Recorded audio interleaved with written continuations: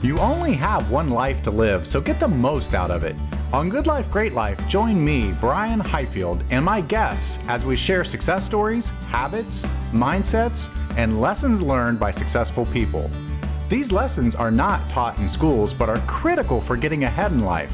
Whether you want a successful business or career, optimal health, or a lifestyle that most people just dream of, Good Life, Great Life has you covered. After retiring from a successful corporate career in my 40s, I founded multi-million-dollar businesses in the sports and healthcare arenas.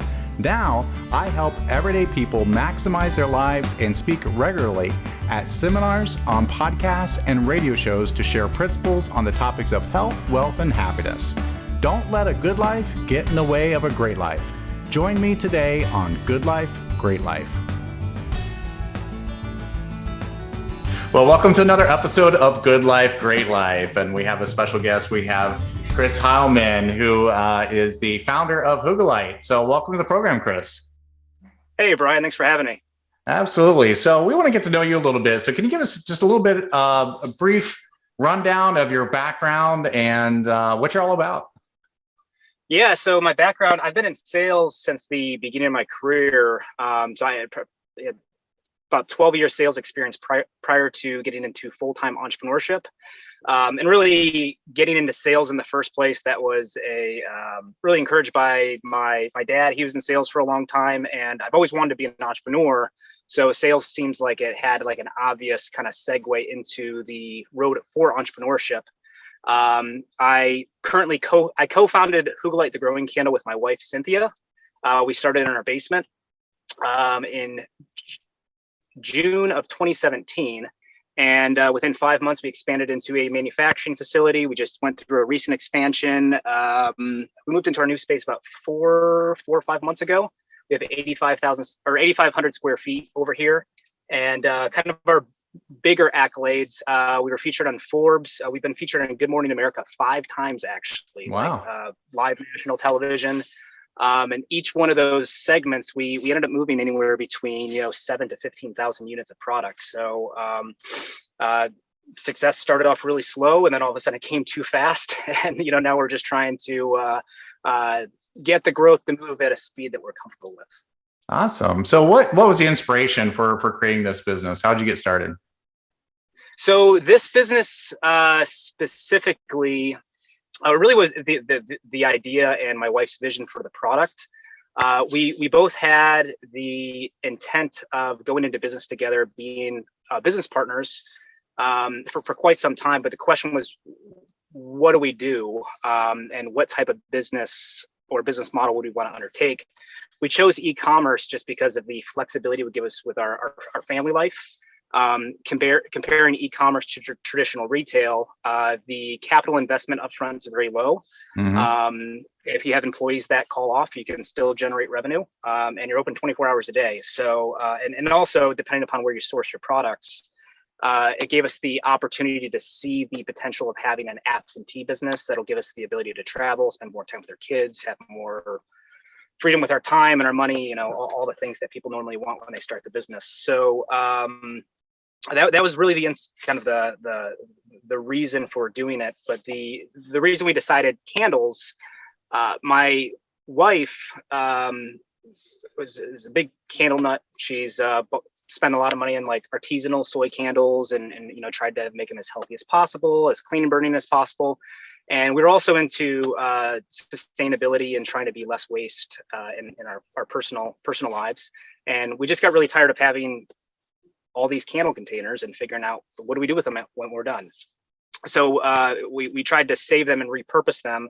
And what happened is we just had a cabinet that was just full of empty candle jars. Yeah. And we never really found a purpose for it. So around that time, we were in the process of developing, we knew we were doing e-commerce. We didn't know what our product was going to be. We were kind of exploring a couple different options and figuring out where to source those options. And my wife said, I think there's a product that I wish I could buy. I wish I could buy a product that had a second use for this candle container.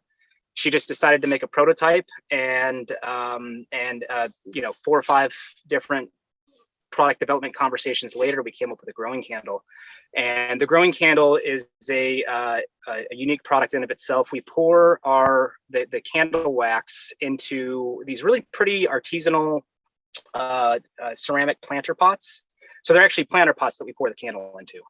So the idea is once the wax is completely gone, part of our packaging includes seed paper. So the consumer, once the candle's burnt, the container's empty, you fill the pot up with soil and you plant the seed paper that comes with the packaging inside the container, and you can grow a wildflower garden right in your own home. Yeah, and it sounds like a wonderful idea. And I'm looking at pictures of them on your website here, thegrowingcandle.com. And so, you really found this niche, and the timing is really cool too, because everybody's talking about sustainability, reusability, less waste, and so you really hit a niche here that is very popular right now. Did you do any market research or anything at the time, or is this just? Well, the market research that we did was we physically wanted to get out and test the product with real live people. Yeah. I remember I got some advice early on that it's one thing for your friends and family to say like, oh, that's a great idea, you should absolutely go after it and follow your dream. It's another thing to have a complete and total stranger approach you cold and like your product enough to separate themselves with their money. So the question is, what kind of response will we get from people who aren't invested into us as individuals and aren't invested into our success? So what we did, again, this is June of 2017. We ordered just enough product to go to craft fairs, and our first event was a music festival, which turned out to be, we didn't have very good product market fit. It turned out to be just this big drunk fest. There was like 10,000 people there. There's other vendors. It ended up being a really good time, but a lot of the people who would show up to our tent who actually happened to be in the target demographic we wanted to go after, we kept hearing over and over, oh my God, I love this idea. You guys should go in Shark Tank. This is fantastic. That event, we had one person buy 15 candles, wow. Like a $250 order to stow away in their closet for holiday gifts. And that first event, and with my sales background, my wife's sales background, and really knowing what our margin was going to be in this product, like we knew that, okay, I know that worst comes to worst, I got to go out and sell enough of these candles every month to hit our personal break even. So we at least knew that, and we knew that there was a potential for a business there. So I wouldn't recommend this to very many entrepreneurs who are just starting off, but we actually just jumped straight into it. And we started doing it full time within 30 days of having that experience. So for the first 5 or 6 months, we did the whole craft show circuit in Cleveland. And that gave us the ability to really refine our fragrances. And, it's really remarkable that friends and family will smell something and say like, oh, this is great, I really like it. But if you give it to a stranger who doesn't know you, just watch their facial expression. You'll figure out whether or not they like it or they think it's just like absolutely terrible. And so that first 6 months of testing the fragrances, many of those fragrances we still have today, but every time we come up with a new fragrance, we get out in front of real life people to test them again. Because the hard part about e-commerce, you're never seeing your customers' reaction when they open up the product. You're getting feedback after the fact, after they've had a little chance to think about it and stew. So that gave us a lot of direction on where we should go from a product development standpoint, and what elements we're missing that our customers really expected to see. Do you do anything with social media to engage with customers, or maybe get those reactions from them through social media? Yeah. So my wife, we've had a really strong kind of like grassroots, like just my wife just has a lot of high activity on social media. Instagram specifically, she does a lot of reels. Right now she's doing a lot of reels, but really from the beginning, she invested really heavily into our social media platform to try to keep engagement up. The problem that we had, I told you that we kind of grew a little bit too quick. with us being artisans and us doing our own manufacturing, once we picked up the Good Morning America contract, all of a sudden we had to shift all of our energy that was geared towards engaging with our customers and really product development. And all of a sudden we had to turn around and say, like, okay, we need to make a lot of these products, and all of our energy went into manufacturing. So we're really working right now to kind of like rebuild that momentum and rebuild that engagement with our customer base. Just because, one thing that you don't hear a whole lot is the division of labor is really difficult with small teams. So especially if you have like a quick little jump in growth, all of a sudden there's too much for everybody to do. And you have the option to either work more hours, which in our case wasn't an option with having two small kids at home. We're already working as many hours as we had available. And the other option is to hire more employees, which comes with its own set of challenges. Yeah. Yeah. I mean, you talked about e-commerce, kind of all the benefits there. And it's because a lot of people, if they're thinking about starting a business, they don't necessarily consider e-commerce, or they don't know enough about it. I mean, they think of traditional ways of like opening up a brick and mortar shop or buying a franchise and things like that. And so you talked about e-commerce, just giving your family the flexibility to be wherever you want to be. It's on the internet, so people can go there to place orders. And I like what you said about that if employees called off sick or something, it didn't stop you from making money there. I guess the flip side, and you kind of touched on it, is you could, and it's a good problem, I guess, but you could have a huge influx of orders that you need to fulfill now. And that creates a different set of challenges for you. Yeah, those are the problems that we like to have, and we try to stay in that in that range as much as possible.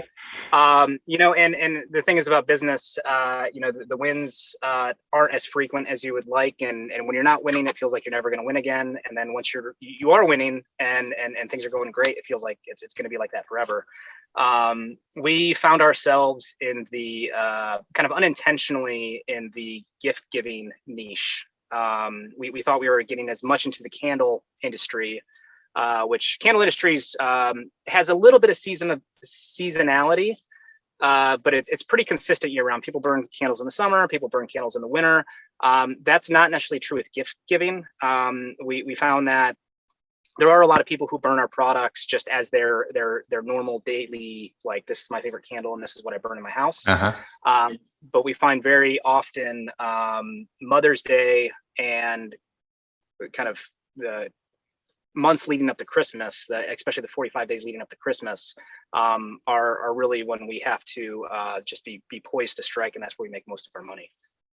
Awesome. So what advice would you have, or what are some keys to your success that someone thinking about starting a business, maybe they have a great idea and they ask you for their advice? What would you say to them? Well, yeah, I actually get this question from like friends and family quite a bit. Invest in it yourself is the primary thing. My wife and I, we read a ton. We listen to a lot of podcasts. So the fact that your listeners are listening to this podcast in the first place is a great place to start.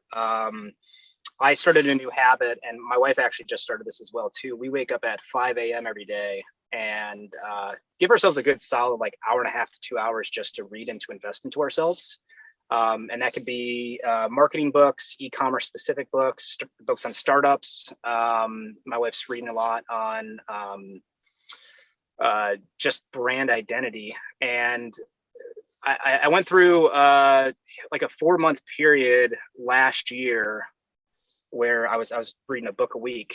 And I kind of look back at that as like the period in my career where I grew the most, and our business it kind of accelerated the most. So I'd say start with yourself. And secondly, just take action and just test. If you don't have to,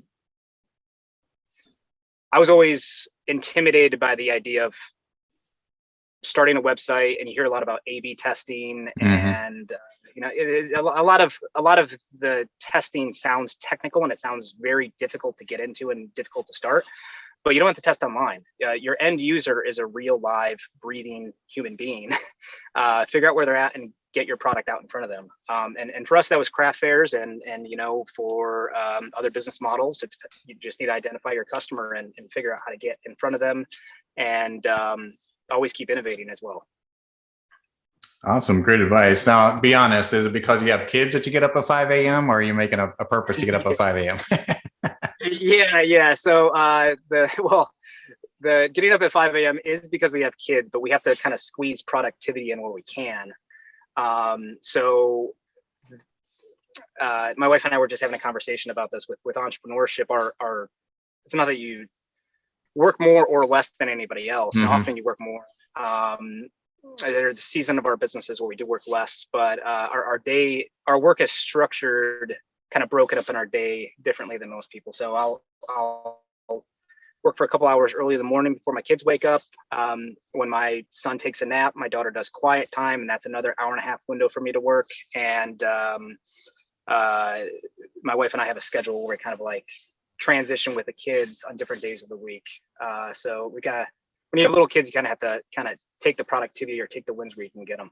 Yeah. And I can identify with that. I mean, we have a 4-year-old, and so my wife and I, we take turns so that we can give ourselves time to work our business. Exactly.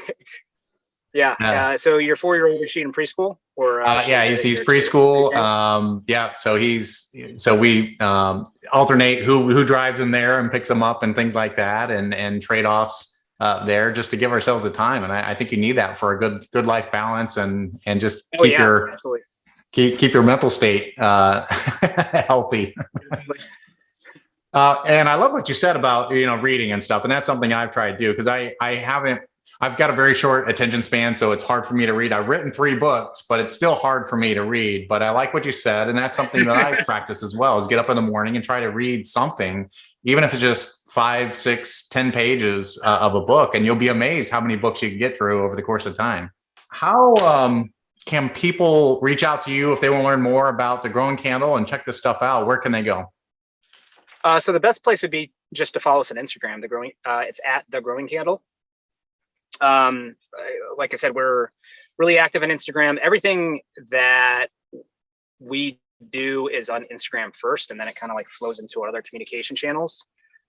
Me personally, I'm also on Instagram as well. It's at Chris Hileman. But you're just mostly going to see a bunch of pictures of, little kids running around on there and stuff with the family. I'd say that Instagram would be the best, and or sign up for our email list at thegrowingcandle.com. Awesome. It's cool that you've been on Good Morning America several times, and I've seen other things, Forbes, HGTV, NPR. My last question is around how did that all come about? Did you hire a PR firm, or how did you get that type of exposure? Yeah, so I'm glad you brought up agencies, because if I'm going to give advice to young entrepreneurs, is don't hire an agency. Chances are, if you're bootstrapping your business, you're probably not well funded enough to hire an agency. You're probably gonna be throwing your money away. And a big piece of it is like the incentives don't really line up. An agency, they're going to be motivated to achieve whatever your short-term KPIs are. But as an entrepreneur, if you're trying to build a long-term profitable business, that value is going to be in your brand and how people perceive your brand, and how they feel when they interact with your company. So we have used agencies in the past, but not for PR. We've used some for paid social for Facebook and Instagram. We've just been a really scrappy company from the start. And actually the way that we got in contact with you was through Haro. Haro is help a reporter out. My wife actually read about it in a book, a marketing book that she was reading early on about how to market yourself and market an online business. And Haro, the way that Haro works, if your readers or listeners are unfamiliar with it, anybody who is a freelance journalist, or in your case, a podcaster, if you're looking for guests or just opinions from people, you can submit a request on Haro and categorize it based on whatever it is that you're looking for. And Haro sends out these daily mass emails based on that are categorized. So we signed up for anything that was like eco-friendly, gift guides, podcasts about sustainability. In this case, it was business podcasts. And when we find something in that email list that we think is interesting, we just submit a pitch, and it's worked really well for us. We've got a lot of success from that. The Good Morning America didn't come from Haro. That was really just more a positioning. We were well positioned to take on that type of opportunity when they're looking for it. I think actually one of the purchasers from Good Morning America received one of our candles as a gift. Oh. And she opened it. She was like, "Oh wow!" Like, she felt the experience firsthand, and she was excited about it. And that kind of led us into that opportunity. So, but yeah, I would really highly recommend young entrepreneurs who are trying to reach a national audience to get in the habit of signing up for Haro emails and checking those every day and submitting pitches. Awesome. Yeah, great advice, because that's a key thing, is to get that type of exposure, especially like you're saying in an e-commerce business where you're offering it to basically around the world. That's a great advice, actually. Well, we're at the end of our time here, but really want to thank you, Chris, for being part of our program. Chris Hileman, he is the co-founder with his wife of Hyggelight, which is the growing candle company, and you can check them out at thegrowingcandle.com. Thank you for being part of this, Chris. Awesome, Brian.